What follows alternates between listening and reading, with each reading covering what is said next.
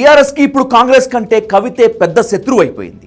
కవిత చేత రోజు తిట్లు తిట్టించేది ఎవరు అనేది ప్రజలకి, కేసీఆర్కి, కేటీఆర్కి పూర్తి క్లారిటీ వచ్చేసింది.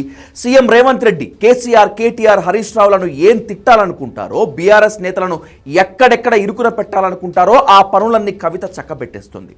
ప్రతిరోజు పద్ధతిగా ఒక టూరు, ఒక ప్రెస్ మీట్ పెట్టి దానిలో కేటీఆర్, హరీష్ రావుతో పాటు టీఆర్ఎస్ లీడర్లందరినీ చితక్కొట్టేస్తోంది కవిత. అందుకే కేసీఆర్ కూడా డిసైడ్ అయిపోయారు. ఇన్నాళ్ళు కూతుర్ని చూసి చూడనట్లుగా వదిలేసిన కేసీఆర్ ఇక సహించవద్దని పార్టీకి క్లియరెన్స్ ఇచ్చేశారు. రాబోయే రోజుల్లో తెలంగాణలో పొలిటికల్ వార్ మొత్తం కవిత, టీఆర్ఎస్ నేతల మధ్య జరగబోతోంది.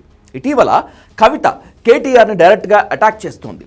ఏ విషయంలో అయితే కాంగ్రెస్ ప్రభుత్వాన్ని టార్గెట్ చేయాలని బీఆర్ఎస్ భావిస్తోందో అదే సంగతి ప్రస్తావించి అసలు ఆ వివాదాస్పద నిర్ణయానికి ఆద్యుడు కేటీఆర్ అని కవిత చెప్పటం కలకలం రేపుతోంది.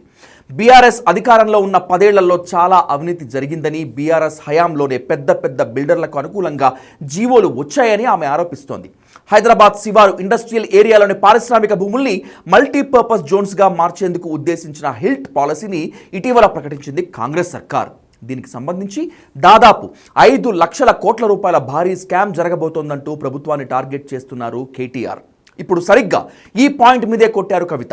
ఇప్పుడేదో కొత్తగా జరిగిపోతున్నట్లు గుండెలు బాదుకుంటున్న కేటీఆర్ గతాన్ని మర్చిపోతే ఎలాగనేటువంటిది కవిత క్వశ్చన్. అసలు ఈ హిల్ట్ పాలసీకి గతంలోనే పునాది పడిందని, బీఆర్ఎస్ అధికారంలో ఉన్నప్పుడే జీవోలు ఇచ్చారని అసలు విషయం బయటపెట్టి బీఆర్ఎస్కు షాక్ ఇచ్చారు జాగృతి అధ్యక్షురాలు. గవర్నమెంట్ని, కాంగ్రెస్ గవర్నమెంట్ అంటారు కదా మీరు, హిల్ట్ పాలసీ పెట్టి దారాదత్తం చేస్తున్నారని. దానికి కిటికీలు తెరిచింది ఎవరు? దానికి బీజం వేసింది ఎవరు? డిస్టిలరీ భూములు అమ్మినరా? లీజుకి ఇచ్చిన భూములల్లో ప్రజలకు డబుల్ బెడ్రూమ్ ఇండ్లు కట్టియాలి, హాస్పిటల్ కట్టాలి, స్కూళ్ళు కట్టాలి. ఇండస్ట్రీ తీసేస్తే ప్రైవేట్ వ్యక్తులకు ఎట్లా అమ్మినరు? దాని మీద సంతకం పెట్టింది ఎవరు? కేటీఆర్ గారు కాదా? హిల్ట్ విషయంలో సాధారణంగా కాంగ్రెస్ పార్టీ నేతలు కేటీఆర్పై విమర్శలు చేస్తే అదో లెక్క, రాజకీయ ఆరోపణగా కొట్టిపారేసేవారు. కానీ స్వయంగా కేసీఆర్ కుమార్తె, అప్పట్లో ప్రభుత్వ వ్యవహారాలను అతి దగ్గర నుంచి చూసిన కవిత ఇలా మాట్లాడటంతో అందరి దృష్టి అటువైపు మళ్ళింది. అప్పుడు అధికారం చెలాయించిన కుటుంబానికి చెందిన వ్యక్తి చెప్పారు కాబట్టి అందులో వాస్తవం ఉండి ఉండవచ్చు అనే చర్చ సామాన్య జనంలో కూడా జరుగుతోంది. హిల్ట్ పాలసీతో రేవంత్ రెడ్డి సర్కార్ 5 లక్షల కోట్ల అవినీతి చేయబోతోందని కేటీఆర్ ఆరోపించటం, అదే పాలసీకి అధికారంలో ఉన్నప్పుడు కేటీఆర్ ఓకే చెప్పారనే కవిత వ్యాఖ్యలతో ఈ లెక్కన అప్పట్లో ఎన్ని లక్షల కోట్లు టీఆర్ఎస్ వాళ్ళు తిన్నారో అనే చర్చలు సైతం మొదలయ్యాయి. కవిత ఇలా అన్న మీదే డైరెక్ట్ అటాక్ మొదలుపెట్టడంతో ఇక నుంచి పార్టీలో కేసీఆర్ మినహా ఎవ్వరిని ఉపేక్షించపోవచ్చన్న అభిప్రాయం బలపడుతోంది. హరీష్ రావు సహా మాజీ మంత్రులు, కీలక నేతలంతా ఇప్పటికే కవిత రాడార్లోకి వచ్చారు. ఇప్పుడు డైరెక్ట్గా కేటీఆర్ హయాంలోనే ఓ పెద్ద భూ స్కామ్కు పునాది పడిందని కవిత చెప్పడంతో బీఆర్ఎస్ పూర్తిగా డిఫెన్స్లో పడిపోయింది.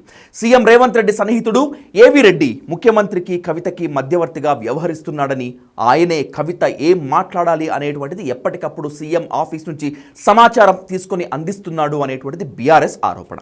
రేవంత్ రెడ్డి తాను మాట్లాడాలనుకున్న మాటలని కవిత ద్వారా మాట్లాడించి ఆ మాటలకు మరింత బలం చేకూరుస్తున్నారని, అందువలన కవితని ఇక నుంచి కాంగ్రెస్ నేతగానే చూడాలని కేసీఆర్ డిసైడ్ అయిపోయారు. కవితకు స్ట్రాంగ్ రియాక్షన్ ఇచ్చే విషయంలో నాయకులకు పూర్తి స్వేచ్ఛ ఇచ్చేసింది టీఆర్ఎస్ అధిష్టానం. కాంగ్రెస్, బీజేపీల కంటే ఎక్కువగా కవిత తమనే టార్గెట్ చేస్తోందని టీఆర్ఎస్కి క్లియర్ కట్గా అర్థమైంది. జాగృతి జనం బాటలో హాటు ఘాటు విమర్శలు చేస్తూ కారు పార్టీ నేతలకు కంటి మీద కునుకు లేకుండా చేస్తున్నారు కేసీఆర్ కుమార్తె. వెళ్ళిన ప్రతి చోట అక్కడుండే ఎమ్మెల్యేనో, మాజీ మంత్రినో లక్ష్యంగా చేసుకుని విమర్శలు గుప్పిస్తున్నారు. మొదట్లో హరీష్ రావుతో పాటు మాజీ మంత్రులను టార్గెట్ చేస్తే ఇప్పుడు రూట్ మార్చింది కవిత. తాను ఏ నియోజకవర్గానికి వెళితే ఆ నియోజకవర్గంలో ఉన్న బీఆర్ఎస్ ఎమ్మెల్యే, మాజీ ఎమ్మెల్యే లేదా ఇన్ఛార్జ్ లక్ష్యంగా మాటల దాడి చేస్తోంది. అక్కడ గతంలో వాళ్ళు చేసిన వ్యవహారాలు, వసూళ్లు, భూ కబ్జాలు ఇలా ఏ అంశాన్ని వదలకుండా ఏకిపారేస్తున్నారమే. తాజాగా మేడ్చల్, మల్కాజ్గిరి జిల్లాకు వెళ్లిన కవిత తెలంగాణ ఏర్పాటయ్యాక పార్టీలోకి వచ్చిన వాళ్ళని ఉద్దేశిస్తూ బీటీ బ్యాచ్ అంటూ గట్టిగానే అటాక్ చేశారు. బీఆర్ఎస్ని అడ్డం పెట్టుకుని ఈ బీటీ బ్యాచ్ చాలా రకరకాల అవినీతి చేసిందంటూ మండిపడ్డారు. కూకట్పల్లి ఎమ్మెల్యే మాధవరం కృష్ణారావుపై తీవ్ర స్థాయిలో విరుచుకుపడ్డారు కవిత. దీంతో కృష్ణారావు కూడా అంతకంటే ఘాటుగానే స్పందించారు. మీడియా సమావేశం పెట్టి మరీ దాదాపుగా కవితకు వార్నింగ్ ఇచ్చేశారు మాధవరం. గతంలో ఆమె చేసిన అవినీతి చిట్టా మొత్తం తన దగ్గర ఉందని, అది అవసరమైన సమయంలో బయట పెడతానని హెచ్చరించారు. తన వద్దనున్న వివరాలన్నీ బయట పెడితే ఆమె తలెత్తుకోలేరని కూడా కూకట్పల్లి ఎమ్మెల్యే అనడం కాక రేపుతోంది.